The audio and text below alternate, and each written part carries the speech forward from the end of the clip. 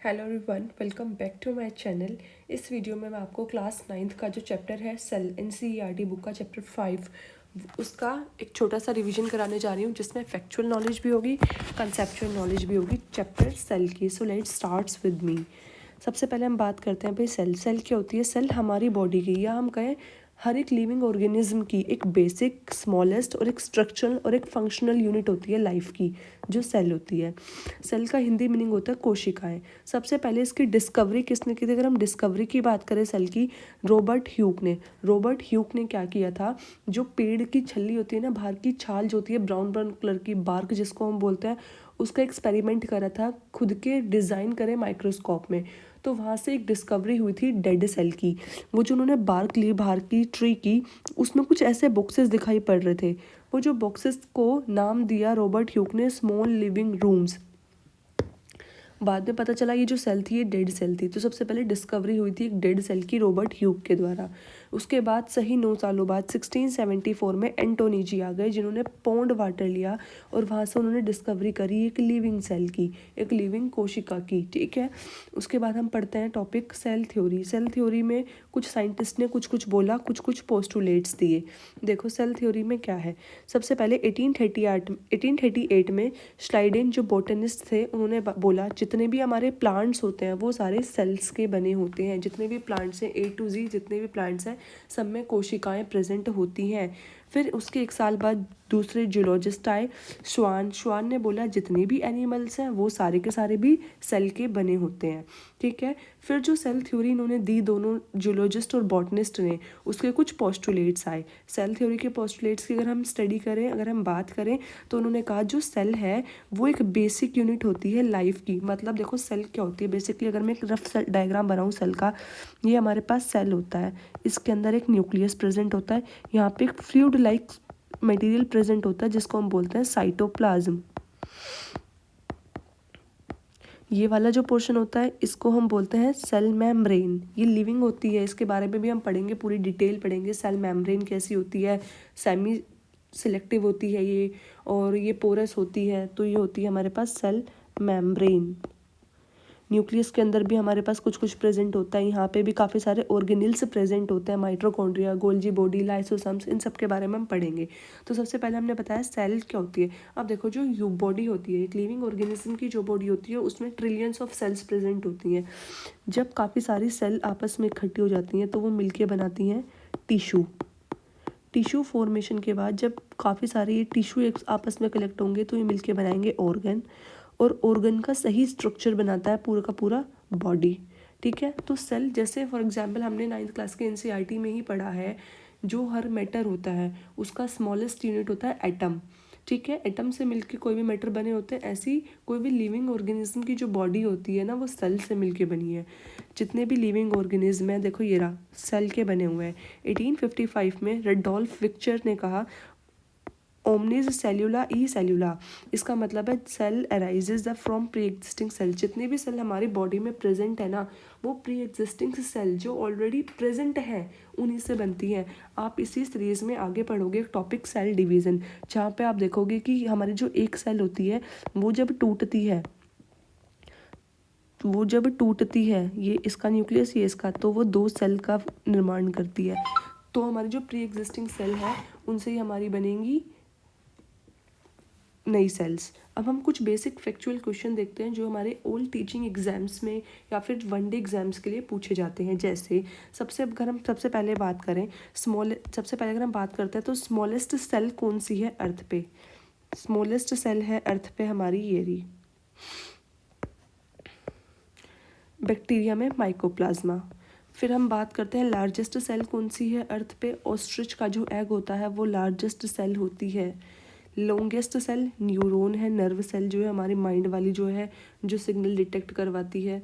Smallest cell जो है human body में वो है स्पर्म, या फिर स्पर्म अगर ऑप्शन में है तो ठीक है, अदरवाइज आरबीसी पे हम टिक करेंगे। जो लार्जेस्ट सेल जो होती है ह्यूमन बॉडी की सबसे बड़ी जो सेल होती है वो होती है ओवम। अगर ओवम नहीं है ऑप्शन में तो एग नहीं है तो ओवा। उसके बाद हम बात करते हैं longest cell in human body, वो नर्व सेल होती है जिसके पास रीजनरेशन पावर कम होती है। अब देखो हमने सेल पढ़ा भी, सेल हमें पता चला हमारी जो बॉडी है उसकी एक स्मॉलेस्ट बेसिक यूनिट है। अगर हम बात करें सेल का जो साइज़ होता है ना, वो डिपेंड नहीं करता ऑर्गेनिज्म की बॉडी पे। फॉर एग्जांपल हमने एक एग्जांपल लिया, एक जगह हमने लिया एलिफेंट, ठीक है। एलिफेंट के बाद दूसरा हम क्या लेते हैं, मान लो आंट लेते हैं, चींटी। अब चींटी जो है वो भी एक लिविंग ऑर्गेनिज्म है और एलिफेंट भी एक लिविंग ऑर्गेनिज्म है। जो एलिफेंट है उसकी बॉडी में भी सेल प्रेजेंट होंगे, इसकी बॉडी में भी सेल प्रेजेंट होंगे। इसका साइज़ बहुत बड़ा होता है और इसका साइज़ क्या होता है, बहुत छोटा होता है। आंट का साइज़ छोटा होता है तो हम ये नहीं कहेंगे आंट का साइज़ छोटा है तो इसके जो बॉडी के सेल्स होंगे उनका साइज़ छोटा होगा, और एलिफेंट का साइज़ बिगर है तो उसके जो बॉडी के सेल्स होंगे वो बिगर होंगे। नहीं, ये कहना गलत होगा, क्योंकि जो सेल का साइज़ होता है वो डिपेंड नहीं करता ऑर्गेनिज्म की शेप पे, ठीक है। अब जो शेप होती है सेल की वो अलग अलग होती है, वो फंक्शन डिपेंडेंट होती है। अलग अलग सेल का अलग अलग काम है, उसकी वजह से उसकी शेप भी डिफरेंट है। जैसे हमारी बॉडी में आरबीसी होती है, रेड ब्लड सेल्स, ये इस शेप की होती है। कुछ हमारी स्मूथ मसल्स होती हैं, उसमें इस शेप की सेल प्रेजेंट होती हैं। कार्डिक मसल्स में इस तरह की होती हैं। वाइट ब्लड सेल जो होती है वो इस तरह की होती है, एमोबॉइड शेप की। हमारे जो न्यूरॉन है, हमारा जो माइंड वाला पार्ट है, उसकी जो सेल होती है वो इतनी बड़ी होती है, इलोंगेटेड होती है और ब्रांचड होती है, ठीक है। इस पोर्शन में आपको समझ में आया। देखो जैसे मैंने यहाँ पे भी बताया रखा है, हमारी जो शेप है सेल की अलग अलग हैं। जैसे ये राउंड और स्फेरिकल सेल है, ये हमारी कैसी है, ये हमारी स्मूथ मसल सेल है, ये वाली और ये वाली। ये हमारी कैसी, ये वाली कौन सी है, हमारी इलोंगेटेड सेल है। ये हमारी WBC है, डिस्क शेप की, ठीक है। ये वाली हमारी नर्व सेल है, ये हमारी रोड शेप्ड बैक्टीरिया की सेल है, ठीक है। Now we come to the next portion. अब हम बात कर लेते हैं सेल के टाइप्स की। अगर हम सेल के टाइप्स की बात करते हैं तो सबसे पहले देखो सेल हमारा 2 पार्ट से मिलके बना होता है। 1 मिनट देना मुझे। ये सेल मेम्ब्रेन और प्रोटोप्लाज्म। देखो मैंने अभी पहले मैं आपको एक बेसिक स्ट्रक्चर जो मैंने एक बार सेल का बना के दिखाया था वो मैं दोबारा एक बार रिपीट करती हूँ। मान लो ये एक सेल मैंने बनाई, ठीक है। ये मैंने एक सेल बनाई, ये वाला जो पोर्शन है इसका, ये वाला, इसको हम बोलते हैं सेल मेम्ब्रेन। सेल जो मेम्ब्रेन है, सबसे पहले हम इसकी बात करेंगे, सेल मेम्ब्रेन क्या होता है। फिर दूसरा इसमें पार्ट मैंने बता रखा है प्रोटोप्लाज्म। प्रोटोप्लाज्म जो टर्म है सबसे पहले हम बताएं, वो पुरकिंजी ने दिया था ये टर्म, ठीक है। ये लिविंग कंटेंट होता है हमारी सेल का। जो प्रोटोप्लाज्म है वो सारा का सारा लिविंग कंटेंट है सेल का, और ये फिजिकल बेसिस भी है लाइफ का। ये हक्सले ने बोली थी ये बात। अब प्रोटोप्लाज्म में ना हमारी 2 चीज़ आती हैं। प्लाज्म में हमारे पास 2 चीज़ आती हैं। एक तो हमारे पास आता है साइटोप्लाज्म, एक साइटोप्लाज्म के साथ एक साइटोप्लाज्म, इसके बाद आता है न्यूक्लियस। ये हमारा न्यूक्लियस जो है हमारे बीच में प्रेजेंट होता है। ये जो बीच में जो प्रेजेंट होता है इसको हम क्या कहते हैं, इसको हम कहते हैं न्यूक्लियस। इसके आसपास जो फ्लूइड लाइक स्ट्रक्चर प्रेजेंट होता है पूरा का पूरा, उसको हम बोलते हैं साइटोप्लाज्म, ठीक है। तो सबसे पहले ये जो सेल है इसमें मैंने बताया ये वाली पार्ट सेल मेम्ब्रेन, अंदर जो सामान प्रेजेंट है पूरा का पूरा वो साइटोप्लाज्म, सेंटर में जो है वो न्यूक्लियस। तो सबसे पहले हम बात करेंगे इसमें सेल मेम्ब्रेन की। ये जो बाहर वाली झिल्ली होती है किसी भी कोशिका की, इसका स्ट्रक्चर कैसा होता है, इसका फंक्शन क्या होता है, इसकी लोकेशन क्या होती है, इन सब के बारे में हम बात करेंगे। तो सबसे पहले अगर हम इसके स्ट्रक्चर के बारे में बात करें, देखो भाई ये जो हमारी सेल मेम्ब्रेन होती है, इसकी स्ट्रक्चर बात करें तो सबसे पहले हम बोलेंगे हमारी जो सेल मेम्ब्रेन है ये एक लिविंग मेम्ब्रेन है, ठीक है। ये एक लिविंग मेम्ब्रेन है।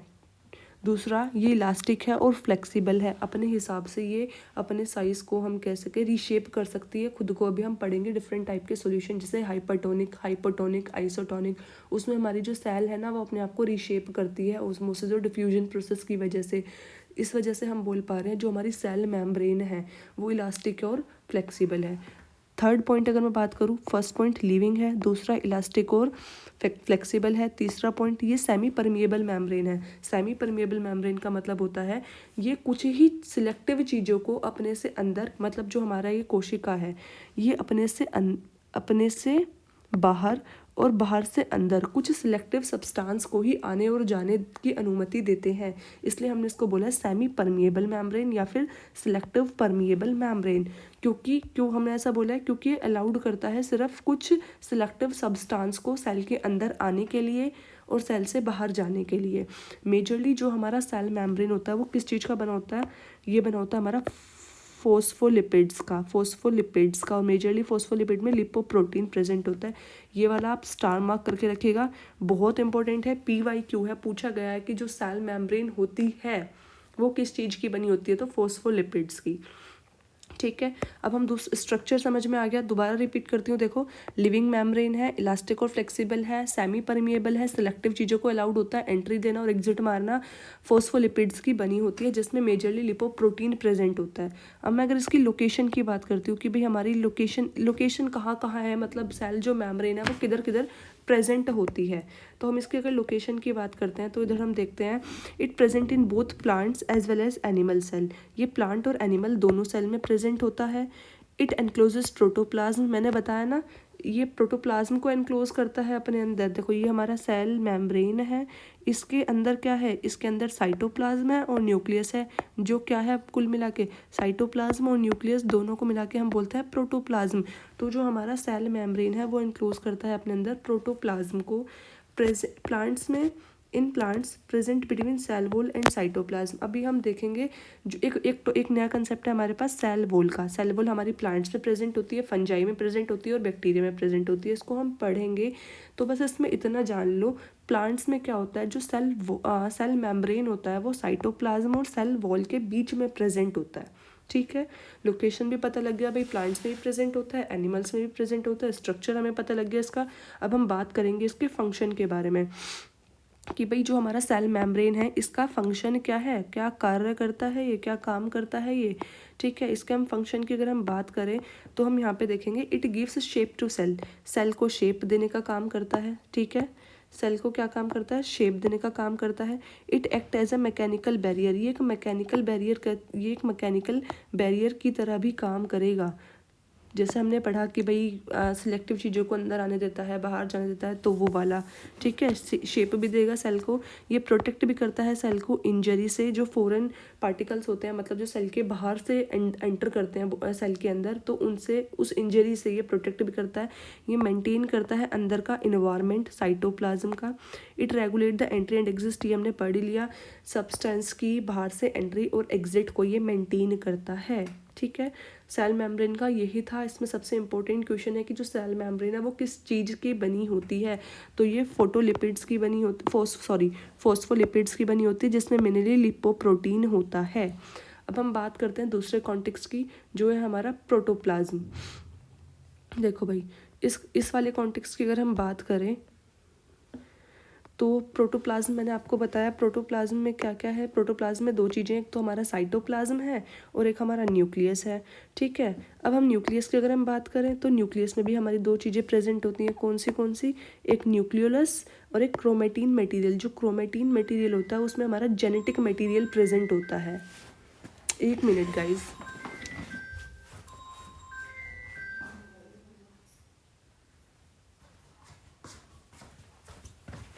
नाउ यस, जो हमारा क्रोमेटिन मटेरियल होता है उसके अंदर हमारा जेनेटिक मटेरियल प्रेजेंट होता है। ठीक है, अब हम बात करते हैं साइटोप्लाज्म की।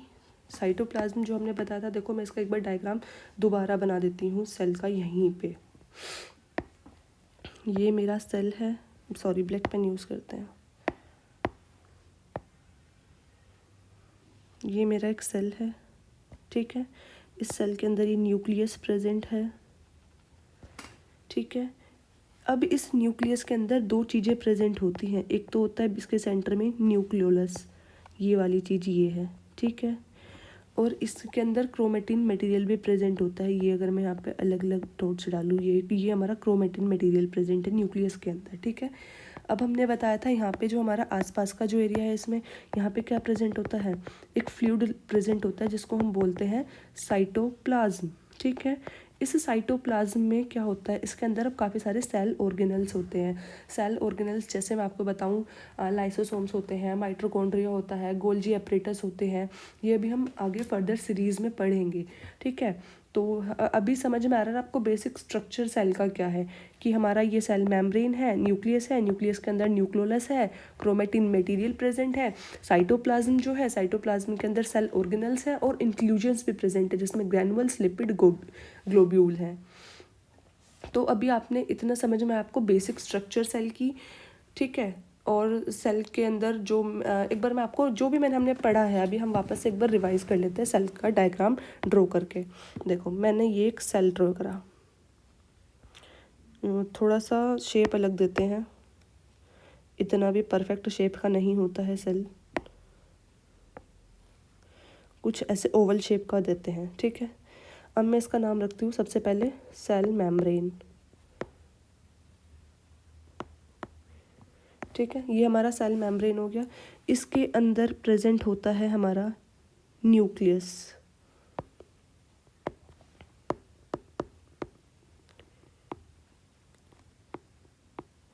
न्यूक्लियस। इस न्यूक्लियस के अंदर एक चीज़ हमारी प्रेजेंट होती है, ये कुछ ज़्यादा ही बड़ा हो गया,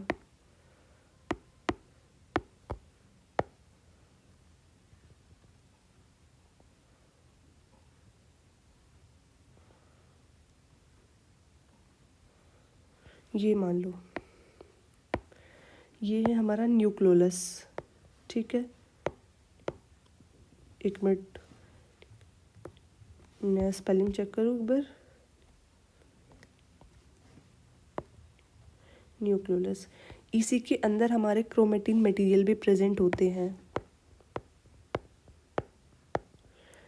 ये हमारे क्रोमेटिन मटेरियल है जो हमारी इनहेरिटेंस कैरेक्टरिस्टिक्स को ट्रांसफ़र करते हैं एक जनरेशन से दूसरी जनरेशन में। क्रोमेटिन मटेरियल, ये अभी हम स्ट्रक्चर बना रहे हैं एक एनिमल सेल का, क्योंकि प्लांट सेल में क्या होता है सेल वॉल भी प्रेजेंट होती है, तो हमें भी सेल वॉल का कॉन्सेप्ट नहीं पड़ा है, तो इसलिए हम उसको नहीं बना रहे हैं इधर, ठीक है। हाँ, इसके आसपास जो लिक्विड प्रेजेंट होता है, यहाँ पे ये जो प्रेजेंट होता है कुछ कुछ, जैसे मैं एक ये वाला डायग्राम बना देती हूँ, एक मैं बना देती हूँ ये वाला डायग्राम, कुछ dots dots dots dots dots. ये वाला जो है हमारा, इसको हम बोलेंगे माइटोकॉन्ड्रिया,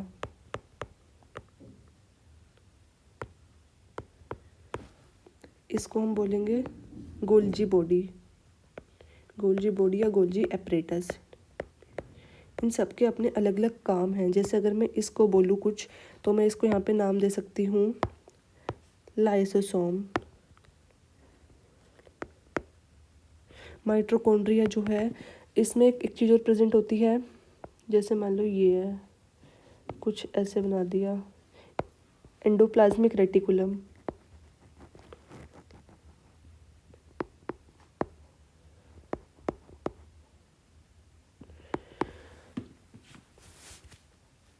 तो ये हमारा बेसिक डायग्राम है एनिमल सेल का, ठीक है।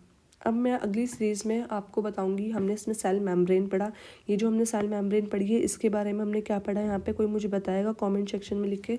सेल मेम्ब्रेन को हम एक बार रिवाइज करना चाहें तो देखो हम कैसे करेंगे, इसके पॉइंट्स लिख लेते हैं। सेल मेम्ब्रेन जो है हमारे पास वो क्या है, सबसे पहले तो लिविंग सेल है, एक लिविंग मेम्ब्रेन है, लिविंग होती है, फ्लेक्सिबल होती है, सेमी परमिएबल है, कुछ सिलेक्टिव चीज़ों को एंट्री और एग्जिट देती है, फोस्फोलिपिड्स की बनी होती है, फोस्फोलिपिड की ये बनी होती है, ये एक बॉडी एक सेल जो है उसको एक शेप भी देती है, अंदर का इन्वायरमेंट मेंटेन करती है,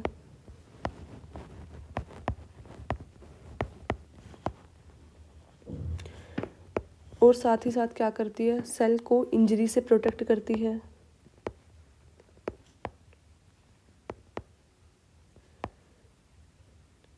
ये हमारा काम होता है सारा का सारा सेल मेम्ब्रेन का। अब हमने जो पढ़ा है बाकी का, न्यूक्लियस पढ़ा है एक, तो ये न्यूक्लियर मेम्ब्रेन है, ठीक है। मतलब अभी आप न्यूक्लियस समझो, न्यूक्लियर मेम्ब्रेन आगे सीरीज़ में आएगा टॉपिक। तो अभी हमने सेल मेम्ब्रेन पढ़ा है इस वीडियो में, तो हम यहीं तक रखते हैं इसको। फिर आगे जो होने वाली हमारी सीरीज़ होंगी उसमें हम पढ़ेंगे जो साइटोप्लाज्म है उसके जो ऑर्गेनेल्स हैं, माइटोकॉन्ड्रिया के बारे में पढ़ेंगे, गोल्जी एपरेटस के बारे में पढ़ेंगे, लाइसोसोम्स के बारे में पढ़ेंगे, एंडोप्लाज्मिक रेटिकुलम, राइबोसोम्स, इन सब के बारे में मैं आगे की short videos approx 15 to 20 minutes की सीरीज़ लेके आऊँगी। So please do like share and subscribe my channel. Thank you so